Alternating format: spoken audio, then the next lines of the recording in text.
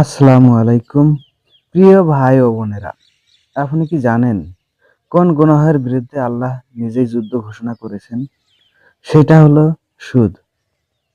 আল্লাহ তাআলা কোরআনে বলেন, সূরা আল বাকারায় 275 নম্বর আয়াতে আল্লাহ তাআলা বলেছেন, আল্লাহ ব্যবসাকে হালাল করেছেন এবং সুদকে হারাম করেছেন।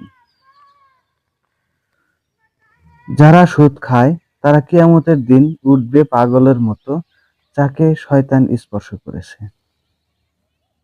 সূরা আল বাকারার 278 থেকে 279 নম্বর আয়াতে আল্লাহ তাআলা বলেছেন, হে মুমিনগণ, আল্লাহকে ভয় করো এবং সুদের যে অংশ বাকি আছে তা ছেড়ে দাও।